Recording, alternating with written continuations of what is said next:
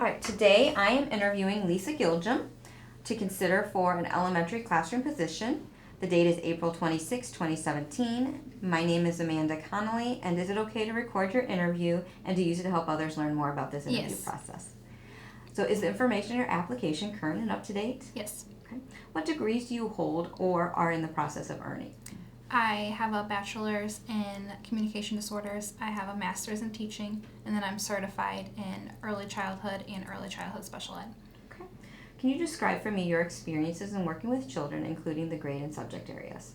Sure. I began when I worked with preschool students. I was an ABA paraprofessional, worked with small groups, individual, and then sometimes the whole class just to integrate it. That was in a integrated room, so there was some kiddos with IEPs as well as typically developing peers. Then I moved up into a K-5 self-contained classroom. That was all special ed. Same duties, just with different goals and targets for the kids. Then I became a preschool teacher. That was with 3 to 5 year olds, and then I specifically had pre-kindergartners, so just the 5-year-old classroom after that. And then now I currently teach kindergarten. Okay.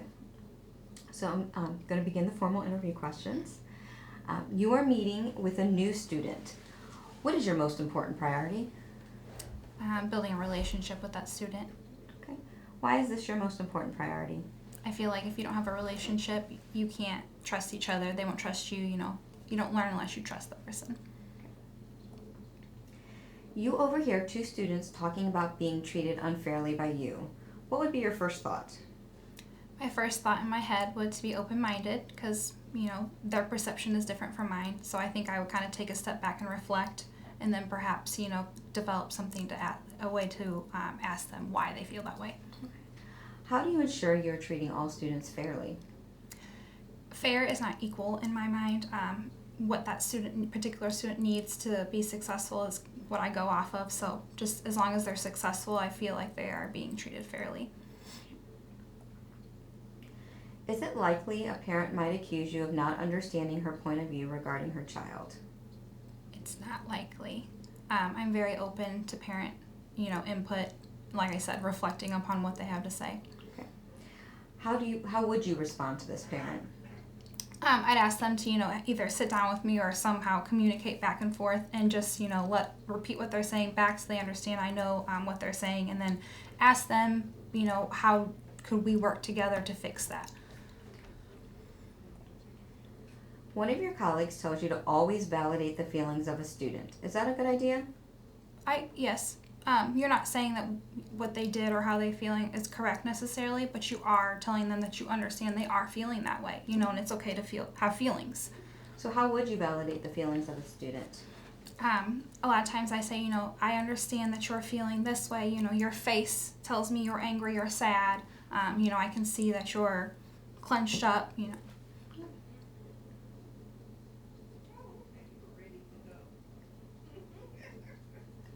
A student teacher is teaching your class and has a wonderful idea to make the class more interesting.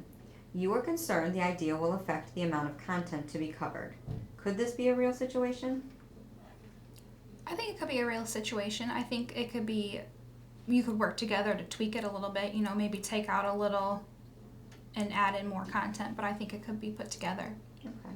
So how would you initially handle the situation?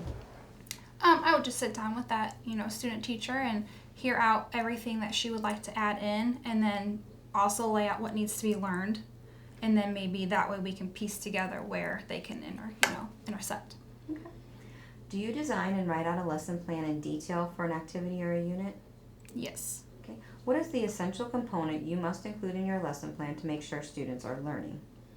I put the goals, what they need to learn first, so that I know how to get them there. As a teacher, how important is your classroom learning environment? It is the foundation for the, success in the classroom. So when you're organizing the environment, what would you be sure to accentuate? That it's their space and that it's safe.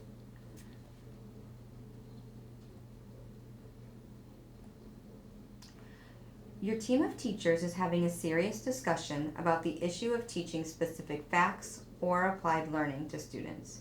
Would you participate in the conversation? Could you repeat that? Sure. Your team of teachers is having a serious discussion about the issue of teaching specific facts or applied learning to students. Would you participate in the conversation? I feel like if it's a positive conversation to be held, in an appropriate place, yes, maybe just to put in some ideas and bounce them back off of each other. So what would be your input regarding the issue? Perhaps I could say what does work in my classroom, that they could also try in theirs, or suggest maybe different websites, information resources to look into, just for new ideas. A colleague of yours is really motivated when he works with students. What effect would that have on student learning? A huge positive effect. So what do you do each day for yourself so you stay mentally motivated to work with students?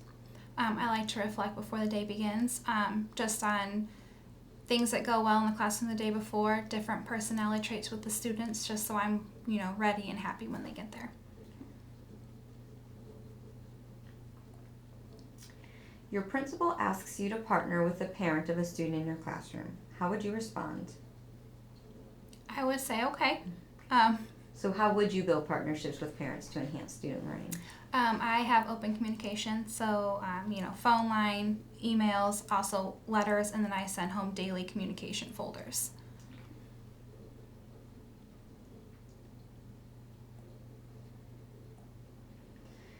Your team members are discussing the principal's expectation to meet the unique learning needs of all culturally diverse students. Would you support your principal's expectation? Yes. Okay. How do you meet the unique learning needs of all your culturally diverse students? A lot of it's professional development, just, learning new things about the students and new ways to reach their different, needs and interests.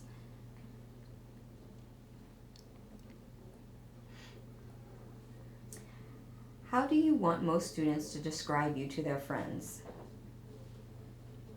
That I care about them and their learning. Why do you want students to describe you that way?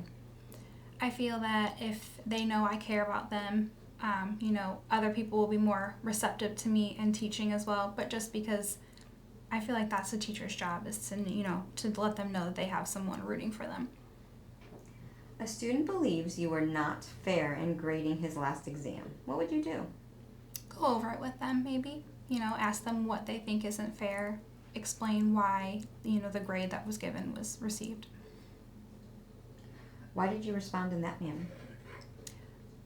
I like to talk back and forth with students. Just that open communication. I'm willing to re-look at what I did because I can make mistakes as well. And then just help their further understanding. Could two students engaged in a conversation respond disrespectfully to each other? Say it again.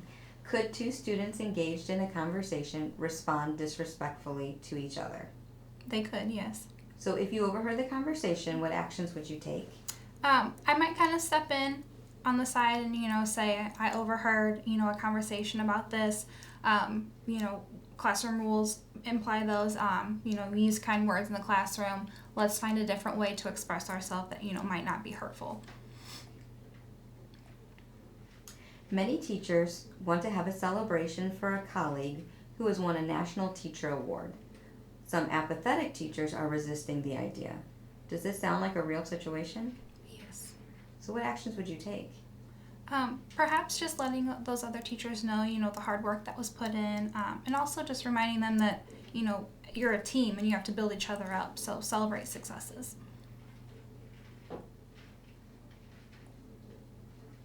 A student is not achieving in your class.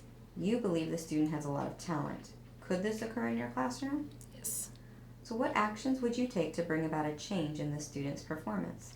Perhaps pull the student aside, maybe learn a little more about some student interests, things that motivate them, to kind of incorporate that into like a reinforcement for effort in the classroom.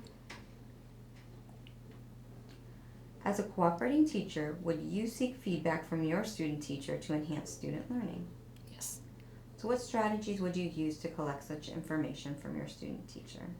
It could be quick little surveys, they rate it with numbers, just notes that she takes, things that she likes or things that, she would change. Could a colleague's teaching style be way too student-centered? No. A close colleague of yours tells you your teaching style is way too student-centered. What would you say to the colleague? I would first, back up what I'm doing with student progress, just show, that it is working for these students, and then maybe just tell them, for this, I know, I'm student-centered just because these are the students that are learning. It needs to be focused on them, hands-on. They lead it. The proposed curriculum guide requires you to spend more time with students on classroom learning and less time on real-world applications. Is that a good idea? It's not my idea of a good idea, so I would not think it was a great idea. So what would you say to your principal? I would really just show proof and explain that those real world hands-on experiences are how they learn. You can memorize something, but they're not going to apply it until they use it in their real life. One of your colleagues believes every student in her classroom can be motivated to learn. Is that realistic? I think to an extent, then yes, every student can be motivated to learn. So how do you get all students to learn? First of all, I set realistic expectations. Not all students will learn as much as others. But like I said, getting to know them, giving them something to look forward to, and knowing that I'm caring and that I'm there to help them along the way, usually helps them stay on track. Your school has an initiative to partner on a project with a business person in your community. How would you respond? It's interesting and exciting. I'll go for that. How would you connect this partnering to student learning? Perhaps invite them into the classroom to see what's going on firsthand. Your students are not understanding the worth and dignity of classmates who are different. Is that possible? Yes. So what do you do to bring about a change? Talk about, uniqueness. Everyone's different. Just basic respect and empathy for others, and just exploring differences as something that's special versus like a deficit. So this concludes the questions we have for you today. Is there anything else you would like to tell us about yourself? Not really that I can think of. Okay. Well, thank you for your time today. Thank you.